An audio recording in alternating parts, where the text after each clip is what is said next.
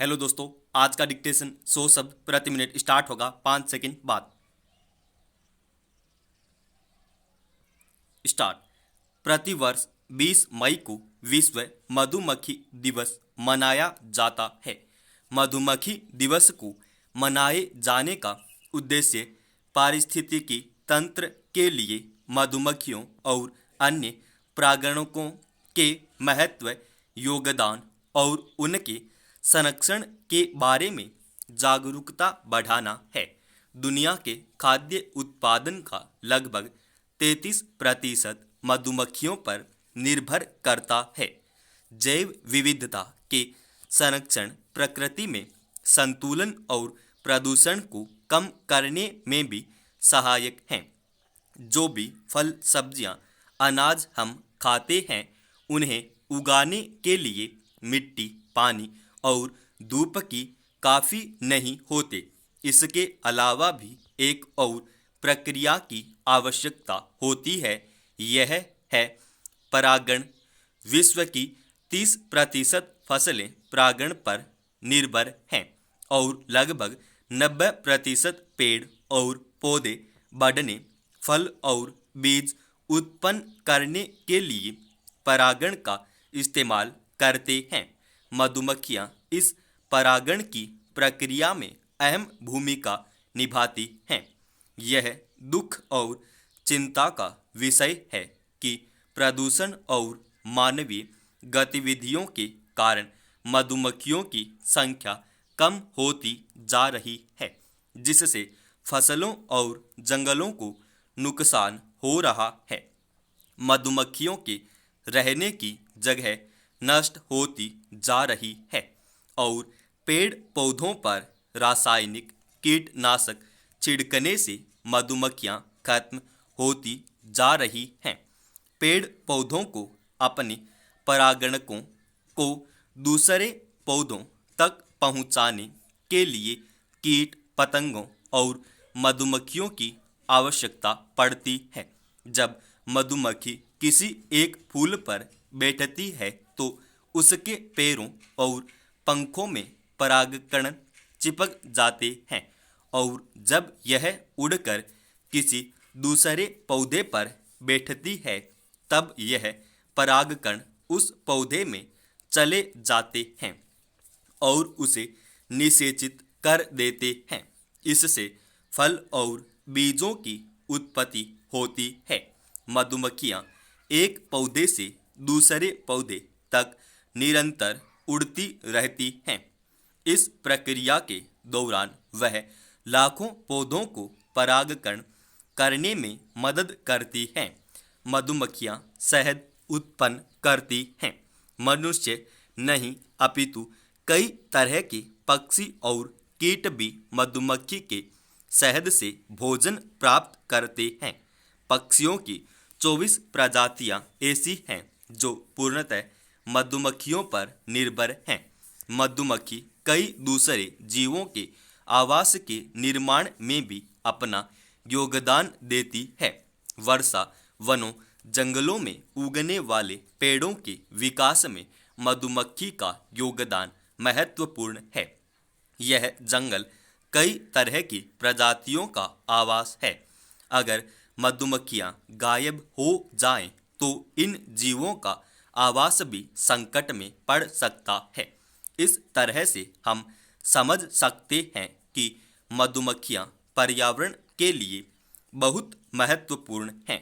केवल पर्यावरण में ही नहीं, बल्कि पृथ्वी पर पाए जाने वाले जीवन के लिए मधुमक्खियां बहुत महत्वपूर्ण योगदान देती हैं। बिना मधुमक्खियों के हमारे जंगल, बगीचे खत्म हो जाएंगे और खाद्य पदार्थों में काफ़ी कमी आ जाएगी, जिससे मनुष्य का जीवन संकट में पड़ सकता है। इससे मानव सभ्यता संकट में पड़ सकती है। सरकार कोविड-19 के प्रसार को थामने और पीड़ित लोगों के इलाज के लिए एक अध्यादेश लाने की तैयारी कर चुकी है। अब तक 5,000 से अधिक लोग इस महामारी के शिकार बन चुके हैं। सरकार उस समय यह अध्यादेश ला रही है जब संसद का बजट सत्र शुरू होने को है। सरकार के मंत्रियों का कहना है कि संसद इस संबंध में जब तक कानून पारित करेगी तब तक काफी देर हो जाएगी। प्रधानमंत्री कार्यालय में सचिव खगराज बाराल के मुताबिक अध्यादेश इसलिए लाया जा रहा है क्योंकि स्वास्थ्य सेवा से जुड़ी चीज़ों और उपकरण फौरन खरीदे जा सकें और चिकित्सा प्रक्रिया व रोकथाम संबंधी आदेशों को अधिक प्रभावी बनाया जा सके। बाराल ने बताया कि कोविड-19 से जुड़े सभी पहलुओं को इस अध्यादेश में शामिल किया गया है। इस अध्यादेश के बाद सरकार तेजी से पूरे देश में दवा और अन्य चीज़ों की आपूर्ति कर सकेगी। यह अध्यादेश केंद्र सरकार को प्रांतीय व स्थानीय स्तरों पर अपने साधन संसाधन जुटाने में सक्षम बनाएगा, क्योंकि केंद्र सरकार इस निष्कर्ष पर पहुंची है कि सब डिविजनल प्रशासन अपने दायित्वों का निर्वाह प्रभावी तरीके से नहीं कर सकता। यह अध्यादेश सरकार को सभी सरकारी अस्पतालों के प्रबंधन का अधिकार भी देगा, जिससे संक्रमित लोगों को समुचित इलाज मुहैया कराने में अधिक सुविधा होगी। सरकार ने दूसरे देशों में तैयार कोविड-19 विरोधी टीके हासिल करने के लिए पहले भी एक अध्यादेश जारी किया था, लेकिन विपक्षी पार्टियों द्वारा रुकावटें डालने के कारण वह अध्यादेश बाद में संसद के पटल पर पेश नहीं किया जा सका। एक बार यह अध्यादेश लागू हो जाए तो सरकार के पास यह वैधानिक अधिकार होगा कि वह फौरन दूसरे देशों से दवा और अन्य उपकरण खरीद सकेगी। हालांकि जहां यह बात महत्वपूर्ण है कि लोगों की जान बचाने के लिए बगैर किसी देरी के स्वास्थ्य सामग्रियां व दवाएं जुटाई जाएं, वहीं यह बात भी उतनी ही अहम है कि इस प्रक्रिया में कोई भ्रष्टाचार व अनियमितता न हो। सामान्य और असामान्य समय में प्राथमिकताएं बदल जाती हैं। उनकी भी प्राथमिकता बदल गई। अब वह उन कार्यों और विचारों से हटकर करते और सोचते हैं जो सामान्य समय में उनके लिए सबसे जरूरी लगता था। उन्होंने तय किया कि पहले वाली प्राथमिकताएं दूसरों के लिए ही कार्य करना और सोचना से हटकर अब पहले स्वयं को सुरक्षित रखने और स्वयं के बारे में सोचने को प्राथमिकता देंगे। यह प्राथमिकता जब उन्होंने बनाई तो उन्हें असहज तो लगा, पर यह करना अपने जीवन और परिवार समाज की सुरक्षा के लिए जरूरी था। असामान्य काल में नियम सिद्धांत किस तरह से बदल जाते हैं और बदल देने चाहिए, उन्होंने बखूबी समझ लिया था। इस समझ की वजह से आज वह खुद ही नहीं बल्कि उनका परिवार और आस पड़ोस भी सुरक्षित है।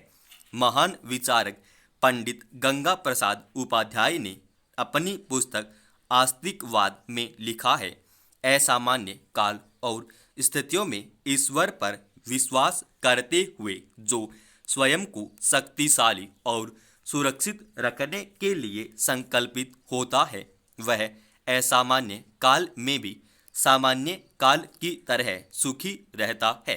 शरीर, अवचेतन और प्राणों को शक्तिशाली व निरोग बनाने के लिए संकल्प और आत्मविश्वास का होना जरूरी है। जब शरीर अवचेतन को हम समझा लेते हैं कि तुम्हें किसी भी तरह नकारात्मक नहीं होना है, तो शरीर और अवचेतन में पड़ी नकारात्मक चीजें धीरे धीरे बाहर निकल जाती हैं। मनोवैज्ञानिकों के मुताबिक मानव की सबसे बड़ी हार उसका स्वयं से हार जाना है। समाप्त।